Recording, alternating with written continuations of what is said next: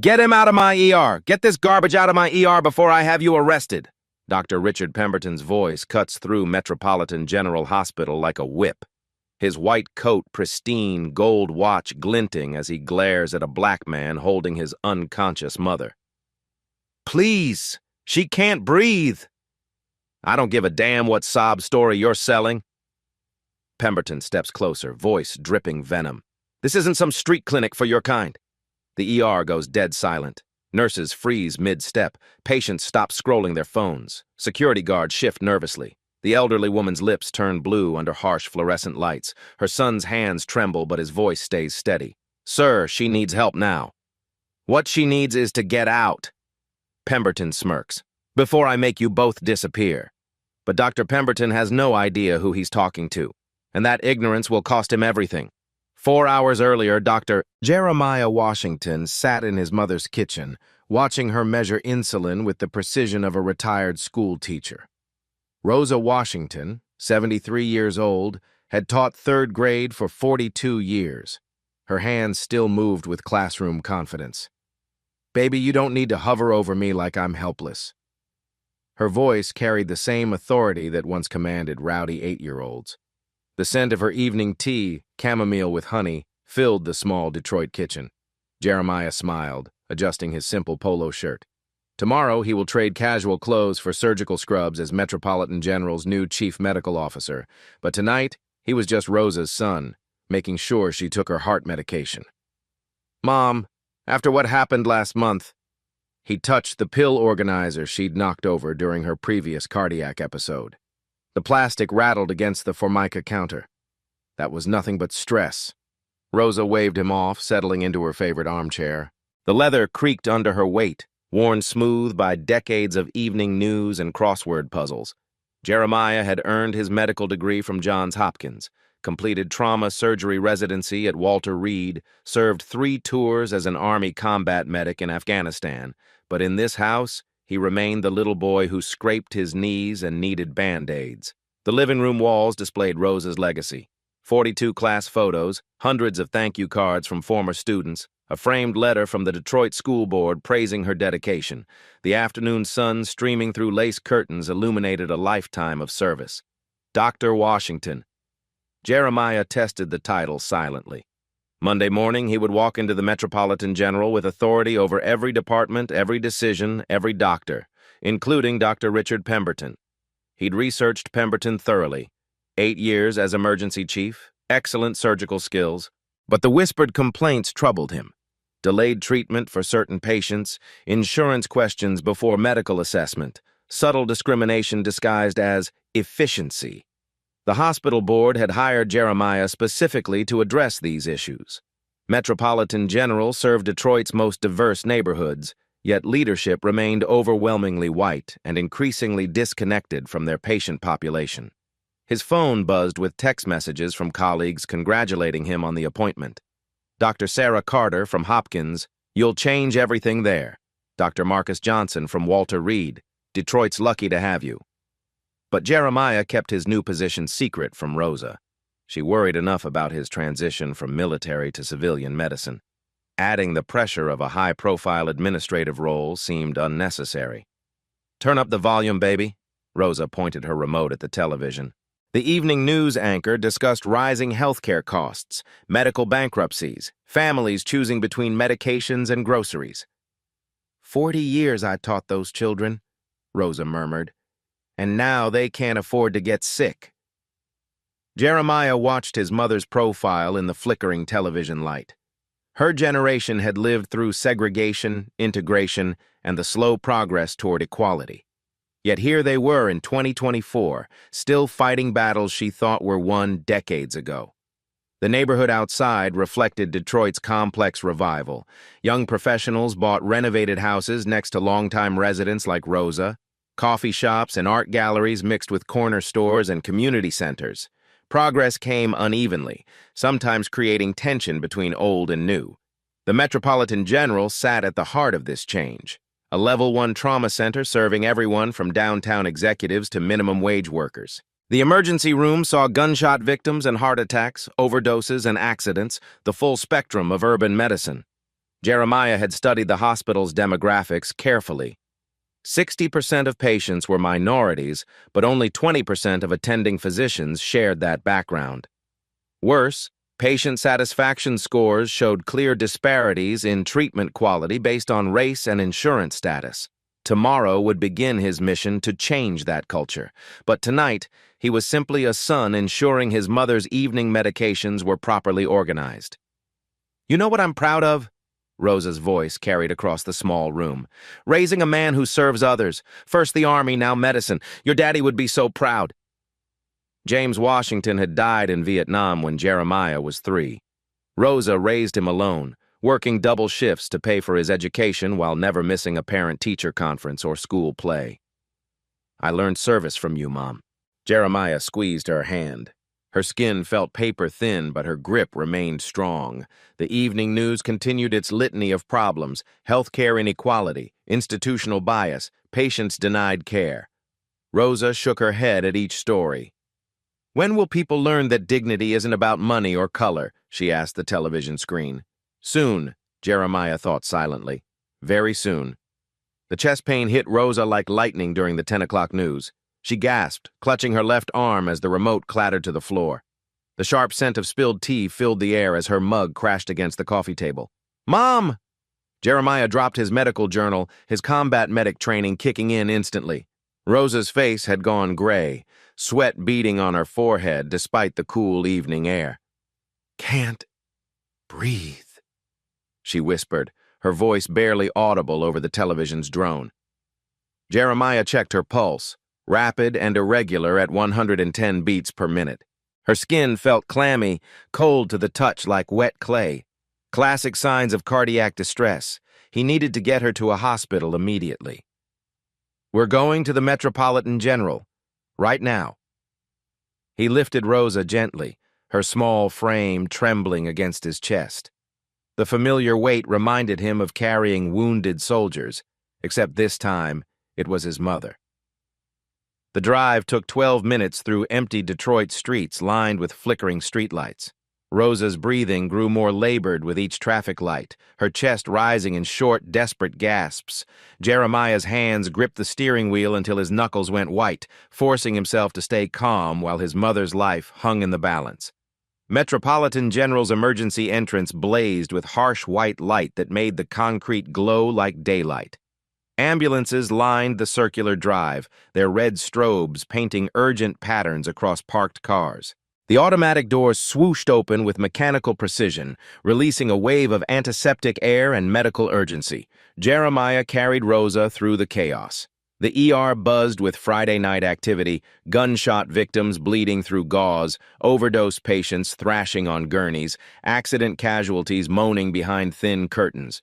Nurses moved with practiced efficiency between curtain bays while heart monitors beeped their electronic warnings like digital heartbeats. The triage desk stood like a fortress at the room's center, surrounded by plastic chairs filled with worried families. Fluorescent lights hummed overhead, casting everything in harsh, unforgiving brightness. The smell of disinfectant mixed with fear and desperation. Nurse Janet Rodriguez looked up from her computer screen, her tired eyes immediately focusing on Rosa's distressed breathing. 20 years of emergency medicine had taught her to recognize real distress instantly. "What's the problem tonight?" Rodriguez reached for her stethoscope, professional concern evident in her voice and movements. "Chest pain radiating down her left arm. Started about 20 minutes ago during the news." Jeremiah's voice stayed steady despite his racing heart. "She's diabetic and has a history of cardiac issues. Take metformin and lisinopril daily." Rodriguez nodded, beginning her assessment with swift efficiency. Blood pressure cuff around Rosa's thin arm, digital thermometer under her tongue, pulse oximeter clipped to her finger. The routine dance of emergency medicine unfolded with practiced precision. "Insurance card?" Rodriguez asked, already reaching for admission paperwork while monitoring Rosa's vitals. Jeremiah produced Rosa's Medicare card and Blue Cross supplemental insurance. Everything in order, everything legitimate. His mother had worked 42 years to earn comprehensive health care coverage that should guarantee respect and proper treatment. "Okay, Mrs. Washington, let's get you comfortable in Bay 3. Rodriguez guided them toward the cardiac assessment area, her movements conveying both urgency and professional reassurance. "We'll get an EKG started right away." That's when Dr. Richard Pemberton emerged from the doctor's station like a storm cloud. Pemberton moved through the ER like he owned every tile, every breath of air. His white coat was immaculate, pressed to perfection, expensive Italian shoes clicking against polished floors with military precision. Other staff stepped aside automatically, deferring to his authority with practiced subservience born from years of institutional hierarchy. His eyes swept the waiting area like a security camera, cataloging patients with cold efficiency. When his gaze landed on Jeremiah and Rosa, something shifted in his expression. Disgust flickered across his features like a shadow, followed by something worse, dismissive contempt. "Rodriguez." His voice cut through the medical chatter like a scalpel. "What's the situation here?" "Elderly female, chest pain with arm radiation. Blood pressure 160/95, pulse irregular at 110, classic cardiac presentation requiring immediate assessment." Rodriguez kept her tone professional, but tension crept into her shoulders like invisible weight. Pemberton approached slowly, his eyes never leaving Jeremiah's face. He studied the simple polo shirt, the worn jeans, the calloused hands of someone who worked for a living. His assessment was swift and completely wrong, filtered through decades of racial bias disguised as medical judgment. Insurance status? Pemberton's question carried undertones that made other patients look up from their phones and magazines. "Medicare with Blue Cross supplemental coverage," Rodriguez replied, holding up the cards. "Everything's current and valid." Pemberton's skepticism was audible, dripping with doubt. He glanced at Rosa's gray face, then back at Jeremiah with obvious suspicion. "These symptoms, they're quite convenient for a Friday night, aren't they?" The words hung in the air like poison gas. Jeremiah felt his jaw tighten but kept his voice level, drawing on military discipline learned under Afghan fire. "Sir, my mother is having a cardiac event. She needs immediate attention." "What she needs," Pemberton stepped closer, invading personal space with deliberate intimidation, "is a realistic assessment of her actual condition versus her perceived condition." Rodriguez shifted uncomfortably, her pen hovering over the intake form. Other nurses exchanged worried glances from behind computer screens. This wasn't standard emergency protocol, and everyone knew it. The air grew thick with tension. "Doctor, her vitals clearly indicate cardiac distress. Protocol requires—" Rodriguez began, trying to advocate for proper care. "I'll determine what her vitals indicate." Pemberton's tone brooked no argument, sharp as broken glass. "How often do we see these exaggerated presentations on Friday nights? People looking for pain medication, a warm bed, maybe a quick insurance payout?" The accusation hit like a physical blow to the chest. Jeremiah felt his military composure straining against rising anger that threatened to boil over. Around them, the ER's normal sounds continued, beeping monitors, urgent conversations, the squeak of gurney wheels, but their little corner had become a bubble of toxic tension. "My mother taught elementary school for 42 years, Jeremiah said quietly, each word carefully controlled. "She's never asked for anything she didn't earn through honest work?" How touching. Pemberton's smile was arctic, cold enough to freeze blood. "But this is a medical facility, not a social services office. We treat actual emergencies here, not sob stories." Rosa's breathing grew more labored with each passing minute. Her lips showed the faintest blue tinge under the harsh fluorescent lights, a clear sign of oxygen deprivation. Medical training told Jeremiah that every minute of delay increased the risk of permanent cardiac damage or death. "Please," he said, swallowing pride that tasted like acid. "Just examine her. You'll see this is real." "Oh, I'm sure it feels real to her." Pemberton made a deliberate note on his tablet, taking his time. "Stress, anxiety, maybe a little indigestion from too much fried food. Amazing how these symptoms can seem so dramatic." The word dramatic dripped with condescension and racial stereotypes. Other patients had stopped pretending not to watch the unfolding confrontation. A middle-aged white woman shook her head in dismay. A young Latino man held up his phone, clearly recording the entire exchange. Rodriguez looked increasingly uncomfortable, trapped between medical ethics and workplace hierarchy. Dr. Pemberton, hospital protocol requires cardiac assessment within 15 minutes of triage for patients presenting these symptoms. Protocol, Pemberton repeated slowly, savoring each syllable, requires medical judgment over rigid policy compliance, and my professional judgment says this patient can wait while we handle actual emergencies. There are no other cardiac cases currently in triage, Rodriguez pointed out, consulting her computer screen. There are patients with more pressing insurance verification issues to resolve. Pemberton's meaning was unmistakable, coded racism wrapped in administrative language. Patients whose coverage won't require extensive documentation. The racism was subtle but unmistakable to anyone willing to see it. Coded language that maintained plausible deniability while delivering its toxic message. Jeremiah recognized the technique from military briefings about institutional discrimination and systemic bias.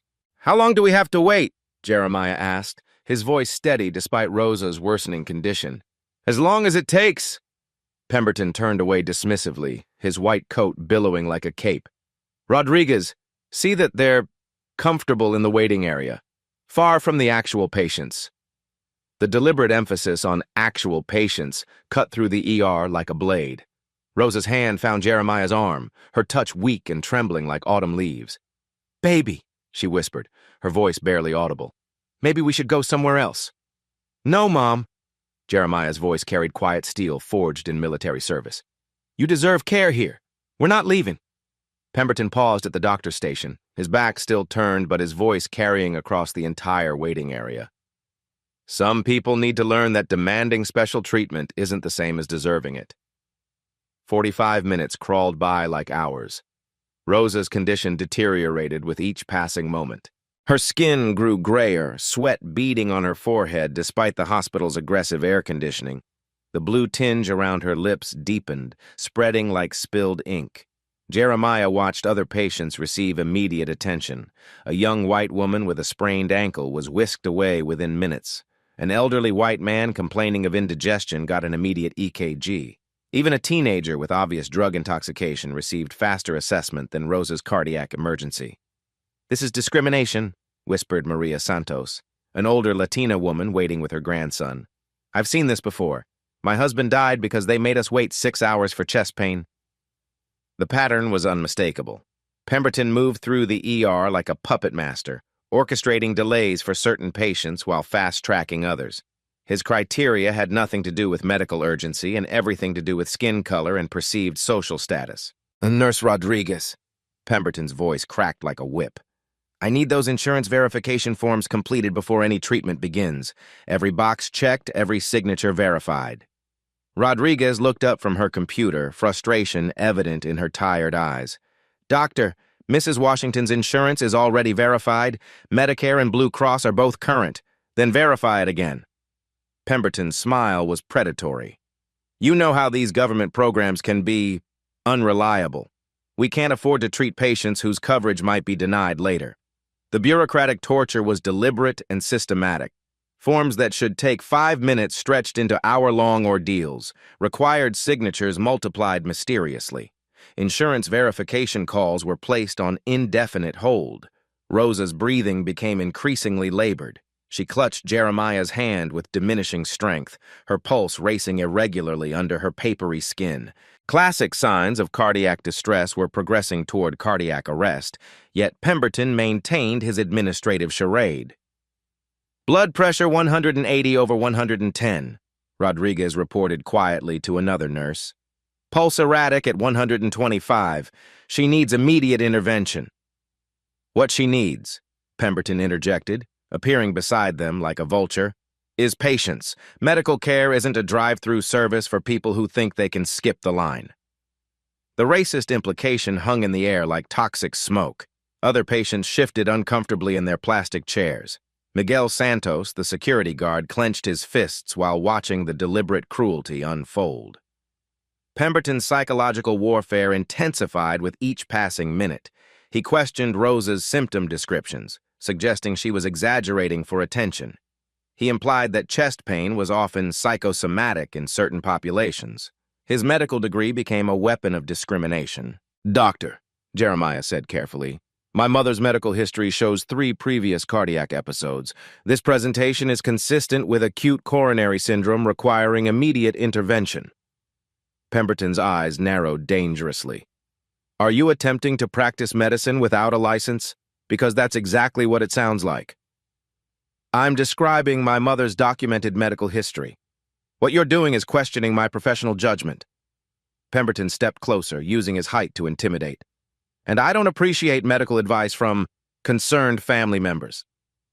The pause before concerned family members dripped with implication. Jeremiah recognized the coded language of institutional racism, designed to maintain plausible deniability while delivering maximum humiliation.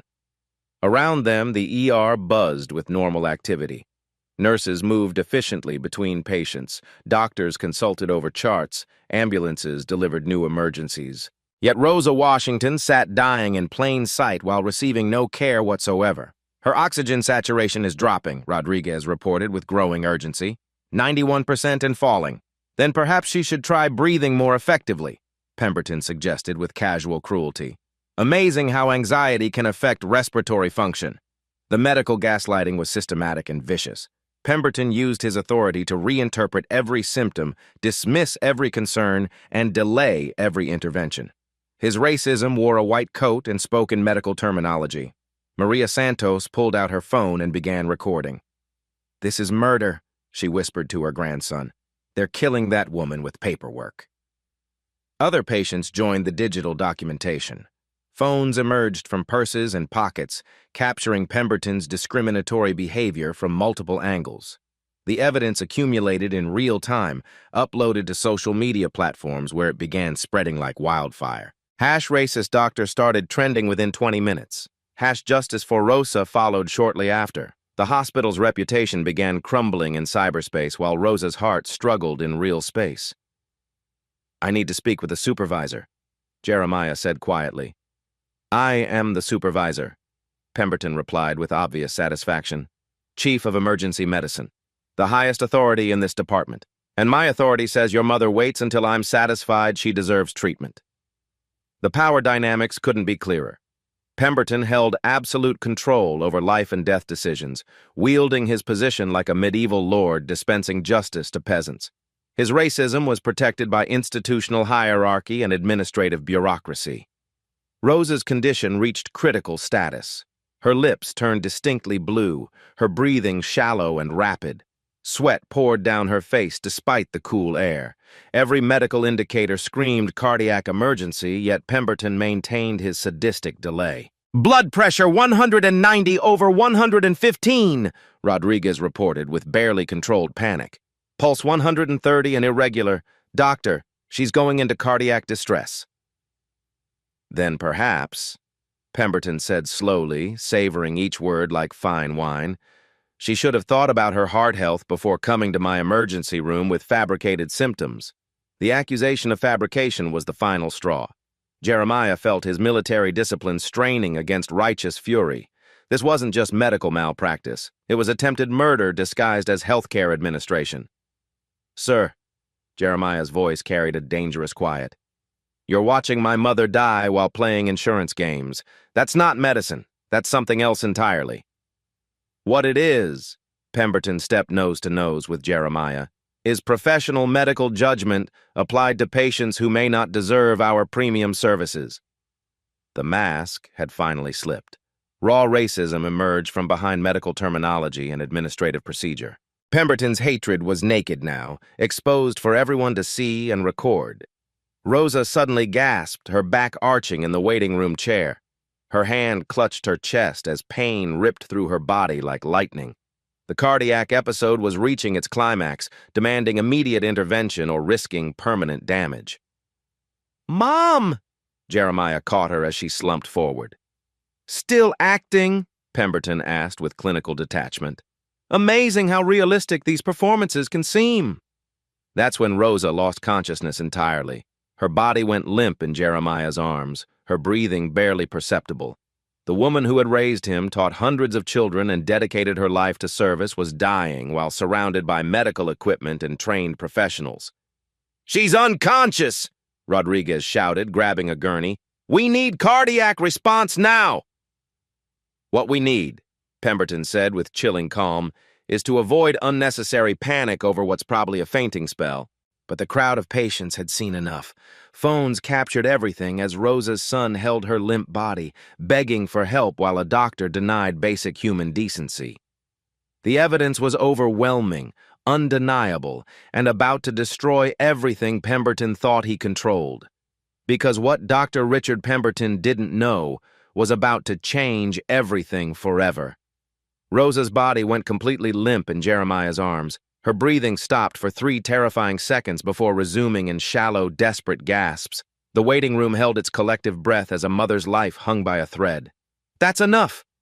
Jeremiah's voice cut through the chaos like a surgical blade. He stood slowly, gently laying Rosa on the gurney Rodriguez had brought, then turned to face Pemberton with lethal calm. Dr. Pemberton, I'm Dr. Jeremiah Washington. His words fell like hammer blows in the sudden silence. Chief Medical Officer of Metropolitan General Hospital starting Monday morning. The ER froze. Nurses stopped mid-step. Patients' phones captured the moment their screens went viral. Pemberton's face drained of color as the words penetrated his consciousness like bullets. Jeremiah reached into his wallet with deliberate precision. His medical license emerged first, active, current, Johns Hopkins Medical School. Then his hospital ID badge, still crisp from HR processing. Finally, the official appointment letter bearing the hospital board's letterhead. Impossible, Pemberton whispered, his voice cracking like thin ice. Trauma surgery, Walter Reed Medical Center, 3 combat tours as an Army medic, board certification in emergency medicine and hospital administration. Jeremiah's credentials filled the air like artillery shells. And as of Monday, your direct supervisor. The power dynamic flipped instantly, completely, irreversibly. Pemberton's world collapsed in real time as hospital security moved closer, drawn by the unfolding drama. Nurse Rodriguez, Jeremiah's voice carried absolute authority now, initiated cardiac protocol immediately. IV access, high-flow oxygen, cardiac enzymes, 12-lead EKG. Move. Yes, doctor. Rodriguez exploded into action, her relief palpable. The nursing staff mobilized like a military unit receiving orders from a respected commander. Pemberton stood paralyzed, watching his career disintegrate before his eyes. The racist doctor who had denied care to a dying woman had just humiliated the new chief medical officer's mother. His mind raced through the implications. Termination, lawsuits, medical board hearings, criminal charges. Security. Jeremiah continued without looking at Pemberton. Escorted Dr. Pemberton to the administrative office. Immediately. Miguel Santos stepped forward with obvious satisfaction. Yes, sir. Right away, sir. This is some kind of mistake, Pemberton stammered, his arrogance crumbling like sand. I was following proper protocol. I was being thorough. You were committing medical malpractice. Jeremiah's voice remained deadly calm as he checked Rosa's pulse. In front of 40 witnesses, all of them were recording. The phones had indeed captured everything. Videos were already uploaded to TikTok, Twitter, and Instagram. #racist doctor exploded across social media as the footage spread like wildfire. Pemberton's face would be known nationwide within hours. I didn't know who you were, Pemberton whispered desperately. That's the problem. Jeremiah finally looked at him, his eyes burning with controlled fury. You didn't care who she was. A human being having a heart attack should be enough. Rosa's eyes fluttered open as oxygen flowed through the nasal cannula. Her color improved immediately, the blue tinge fading from her lips. Proper medical care was already reversing the damage Pemberton's delays had caused. Baby? Rosa's voice was weak but clear. I'm here, Mom. You're going to be fine. Jeremiah squeezed her hand while monitoring her vital signs. The best cardiac team in Detroit is taking care of you now. The crowd of patients erupted in spontaneous applause. Maria Santos wiped tears from her eyes. Even the teenagers looked up from their phones to witness justice being served in real time. Dr. Washington, Rodriguez reported with professional respect, EKG shows ST elevation in leads 2, 3, and AVF. Consistent with inferior wall MI. Prep the cath lab, Jeremiah ordered, And page Dr. Mitchell for emergency intervention. Tell him it's my mother." The machinery of world-class cardiac care swung into motion. What should have happened 2 hours ago was finally happening now, but Rosa's condition had stabilized enough to expect full recovery. Pemberton remained frozen in place, security flanking him like bookends. His pristine white coat seemed to mock him now, a symbol of authority he had abused and lost forever. "Dr. Pemberton?" Jeremiah's voice carried the weight of institutional power.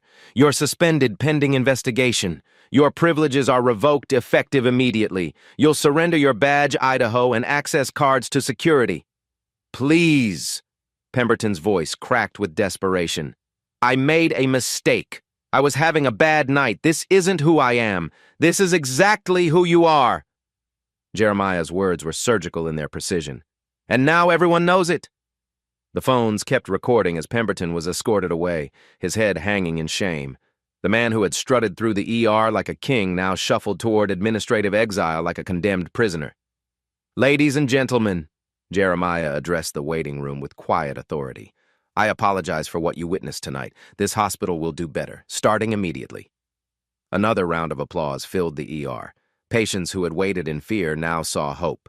Nurses who had worked under Pemberton's toxic leadership finally felt safe to do their jobs properly. Rosa squeezed Jeremiah's hand as they wheeled her toward the cardiac unit. "I'm proud of you, baby. Your daddy would be proud, too. Rest now, Mom. Justice is just getting started." As the automatic doors closed behind Rosa's gurney, Jeremiah's phone buzzed with messages from news outlets. The story was already breaking nationally. By morning, Dr. Richard Pemberton would be the most hated man in America, and Rosa Washington would be alive to see it. Within 30 minutes, Pemberton's hospital access cards were deactivated. His office was sealed by security while HR personnel began boxing his personal items. The man who had terrorized patients and staff for 8 years was escorted from the building like a common criminal. "Badge and ID, doctor," Miguel Santos said with barely concealed satisfaction. His voice carried the weight of every discriminatory incident he'd witnessed over the years. Pemberton's hands shook as he surrendered the symbols of his authority. The gold badge that once opened every door now felt like lead in his palm.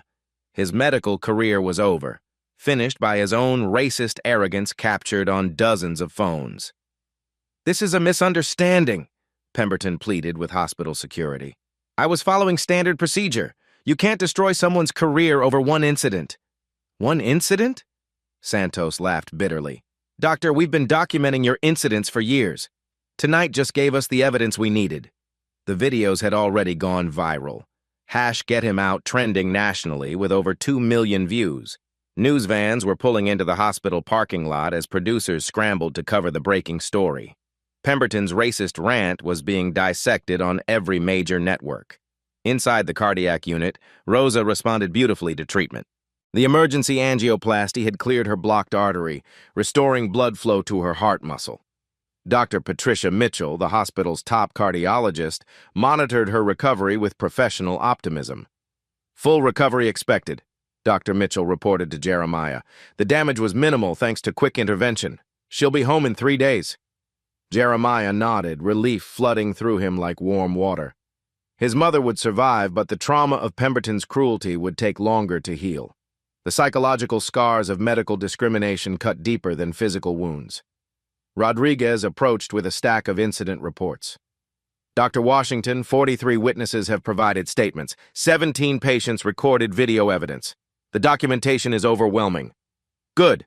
Make sure everything goes to legal, HR, and the state medical board." Jeremiah's voice carried administrative authority now. "This can never happen again." The nursing staff moved with renewed energy and purpose. For years, they had watched Pemberton's discriminatory behavior, feeling powerless to challenge his authority. Now they finally had a leader who would protect them and their patients. "Doctor," called Janet Rodriguez, "Channel 7 News is requesting an interview. They want to discuss systematic racism in healthcare." "Schedule it for tomorrow. Tonight belongs to patient care." Jeremiah checked his phone, seeing hundreds of missed calls from media outlets. The story was exploding across social platforms faster than he could track. The hospital's emergency board meeting convened virtually at 2 a.m. Board members logged in from their homes, their faces grim as they reviewed the viral videos. Pemberton's behavior was indefensible, creating massive legal and financial liability for the institution. Immediate termination with cause, announced Board Chairman Dr. Robert Sterling. Effective immediately. Legal will handle the aftermath. Hospital phone lines were overwhelmed with calls, some from reporters seeking statements, others from former patients sharing their own stories of discriminatory treatment. The floodgates had opened, and years of suppressed complaints poured out. "We're getting reports from other patients," reported legal counsel Sarah Adams via video conference. "Similar incidents dating back years. This could become a class action lawsuit." Pemberton sat in his BMW in the hospital parking lot, hands gripping the steering wheel like a lifeline. His phone buzzed constantly with calls from reporters, lawyers, and former colleagues. His medical career was over, but the consequences were just beginning. His wife called at 2:17 a.m. "Richard, it's all over Facebook. The neighbors are talking. What did you do?" The social destruction was swift and merciless. His country club membership would be revoked by morning. Medical colleagues were already distancing themselves. The racist doctor who denied care to a dying woman had become a national pariah overnight. Inside the hospital, transformation was already beginning. Jeremiah instituted immediate reforms, mandatory bias training for all staff, community oversight committees, and zero-tolerance policies for discriminatory behavior. The culture that had protected Pemberton was being dismantled in real time. "Dr. Washington," a young resident approached nervously, "the nursing staff wants to thank you. They've been afraid to speak up for years." "That fear ends tonight," Jeremiah replied firmly. "This hospital serves everyone equally, or it serves no one at all." Rosa was sleeping peacefully in the cardiac ICU, monitors showing strong, steady vital signs.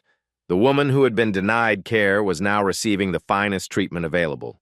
Justice was being served one heartbeat at a time. By dawn, Pemberton's medical license would be under investigation. His malpractice insurance would be canceled. And Rosa Washington would wake up to a world where her son had the power to ensure no family would suffer what they had endured.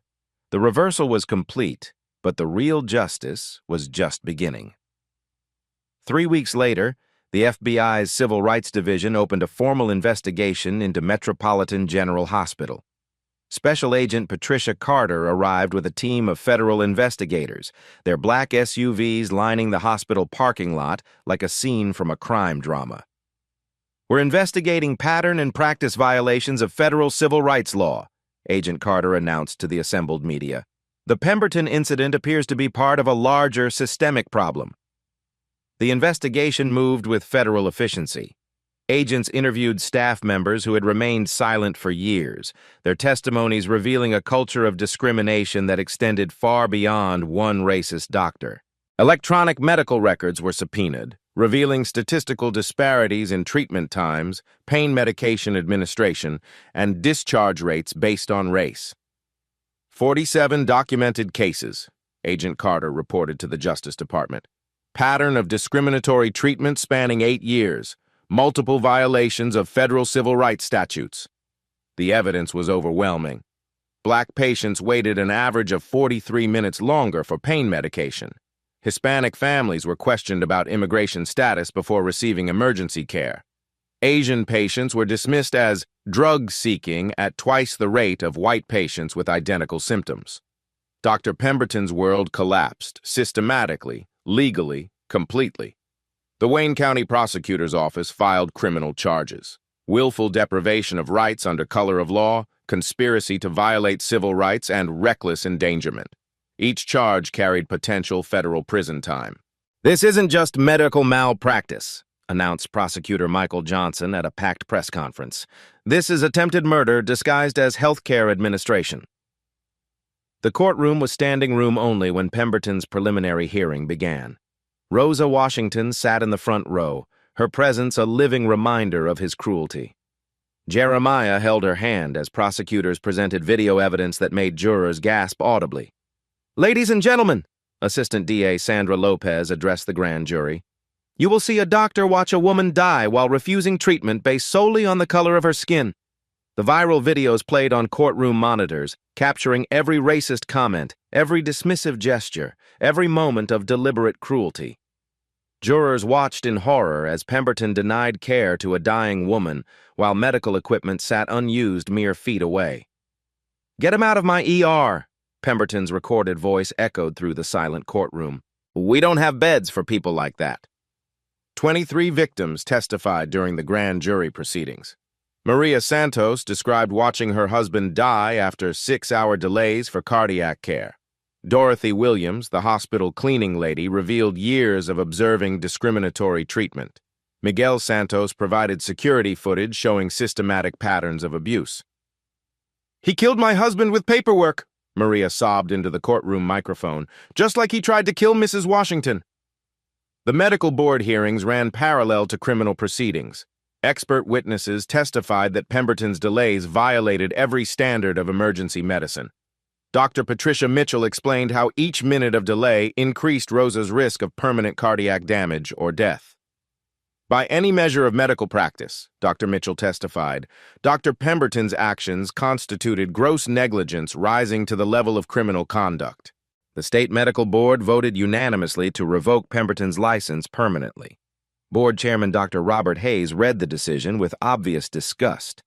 Dr. Pemberton has demonstrated unfitness to practice medicine through systematic discrimination that endangered patient lives. Civil litigation exploded across multiple fronts. Rosa's case became the centerpiece of a massive class action lawsuit representing 67 patients who had suffered discriminatory treatment. Attorney Gloria Hernandez filed suit seeking $50 million in damages. "This isn't about money," Hernandez explained at a press conference. "This is about ensuring no family ever suffers what the Washingtons endured." The hospital's insurance company settled quickly, paying $23 million to avoid trial. Rosa received $5 million personally, money she immediately donated to establish a scholarship fund for minority students pursuing healthcare careers. "Education is the only way to prevent this," Rosa announced at the scholarship ceremony.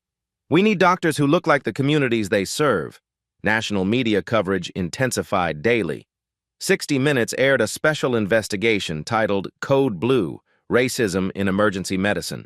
CNN's medical correspondent Dr. Sanjay Gupta called Pemberton's behavior the most egregious case of medical discrimination in modern American history. Academic institutions responded swiftly. Harvard Medical School invited Jeremiah to speak at their diversity conference. The American Medical Association passed new guidelines requiring bias training for all members. Medical schools nationwide incorporated the Pemberton case into their ethics curricula. "This case represents a watershed moment," declared Dr. Lisa Johnson, president of the National Medical Association. "We can no longer pretend that racism doesn't exist in healthcare." Pemberton's personal destruction was total and public. His medical malpractice insurance was canceled, making him uninsurable.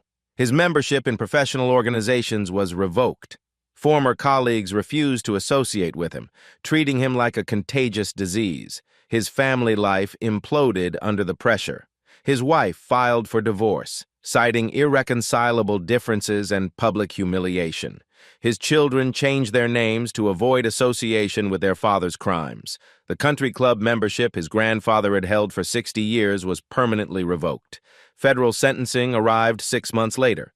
Judge Maria Rodriguez sentenced Pemberton to 3 years in federal prison, the maximum allowed under sentencing guidelines. The courtroom erupted in applause as bailiffs led him away in handcuffs.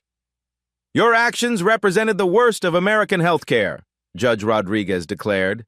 "You violated your oath, betrayed your profession, and nearly killed an innocent woman because of racial hatred." The institutional transformation at Metropolitan General became a national model.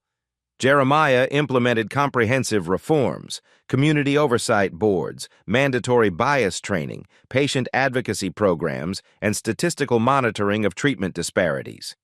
"Every patient deserves dignity and excellent care," Jeremiah announced at the hospital's reform ceremony.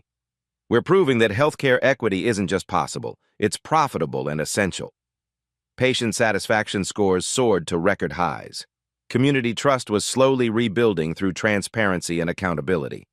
The hospital's reputation transformed from cautionary tale to success story, attracting top medical talent from across the nation. Rosa's recovery became complete and inspiring. She testified before Congress about healthcare discrimination, her voice carrying the moral authority of someone who had nearly died from institutional racism. Her testimony helped pass the Healthcare Equity Act, strengthening federal protections against medical discrimination. "I lived through segregation," Rosa told the packed congressional hearing room. "I thought those days were over. But racism adapts, evolves, and hides behind professional degrees and institutional policies. The ripple effects spread nationwide. Hospitals implemented new protocols to prevent discrimination. Medical schools reformed their admissions and curricula. The Pemberton case became shorthand for institutional racism in healthcare, a cautionary tale taught in ethics classes worldwide. Justice had been served completely, systematically, and permanently. But more importantly, the system itself was changing to ensure no family would ever suffer what the Washingtons had endured. 1 year later, Rosa Washington stood at the podium of the newly named Rosa Washington Center for Patient Advocacy at Metropolitan General Hospital. Her voice carried the same authority that once commanded third-grade classrooms, now addressing medical students from across the nation.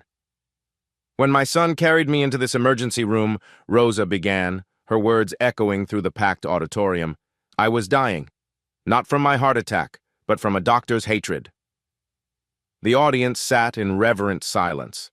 Medical students, nurses, and physicians filled every seat, witnessing the transformation of institutional racism into institutional justice.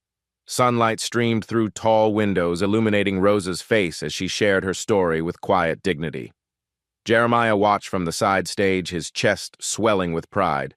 Under his leadership, Metropolitan General had become a beacon of healthcare equity. Patient satisfaction scores reached historic highs. Treatment disparities had virtually disappeared. The hospital attracted top talent specifically because of its commitment to justice. "My generation fought segregation," Rosa continued. "But we didn't eliminate bias. We just drove it underground where it festered in professional policies and institutional practices." The statistics told the story of transformation. Emergency department wait times were now equal across all racial groups. Pain medication was administered based on medical need, not skin color. Patient advocacy programs ensured every voice was heard and respected. Dr. Pemberton was serving his federal prison sentence at a minimum security facility in Pennsylvania. His medical career was over, his reputation destroyed, his family scattered. The racist doctor who had denied care to a dying woman was now forbidden from practicing medicine anywhere in the United States. "But this isn't a story about one bad doctor," Rosa emphasized, her teacher's instincts guiding the lesson. "This is about a system that allowed hatred to flourish behind closed doors." The civil rights investigation had expanded nationwide. 12 hospitals faced federal scrutiny for discriminatory practices. The Healthcare Equity Act provided new tools for prosecution and prevention. Medical schools implemented mandatory bias training and diverse admissions requirements. Rosa's scholarship fund had grown to $2 million, supporting 47 minority students pursuing healthcare careers. Each recipient committed to serving underserved communities, ensuring the next generation of doctors would reflect the diversity of their patients. "When people ask me about forgiveness," Rosa said, addressing the question that followed her everywhere, "I tell them that justice and forgiveness aren't opposites, they're partners." The transformation extended beyond healthcare. Rosa's story became a symbol of resistance against institutional racism in all its forms. Schools taught her case in civics classes. Corporate diversity programs used her testimony as training material. Her courage inspired countless others to speak truth to power. Jeremiah approached the podium as Rosa concluded her remarks. The son who had remained silent to protect his mother now used his voice to protect all patients. His calm strength in the face of hatred had become legendary in medical circles. "My mother taught me that dignity isn't something you demand," Jeremiah told the audience. "It's something you demonstrate. And when institutions fail to provide that dignity, we have an obligation to change those institutions." The applause was thunderous, sustained, and emotional. Medical students wiped tears from their eyes. Seasoned physicians nodded with newfound understanding. The message was clear: health care is a human right, and human rights require constant vigilance. Outside the auditorium, reporters waited for interviews. The story continued to generate national attention, inspiring documentary films, academic studies, and legislative action. Rosa and Jeremiah had become inadvertent activists, their trauma transformed into a tool for justice. "What's next for you?" asked a reporter from CNN. "The work continues," Jeremiah replied simply. "Every day we choose between justice and indifference. We choose justice." Rosa added her wisdom with a smile.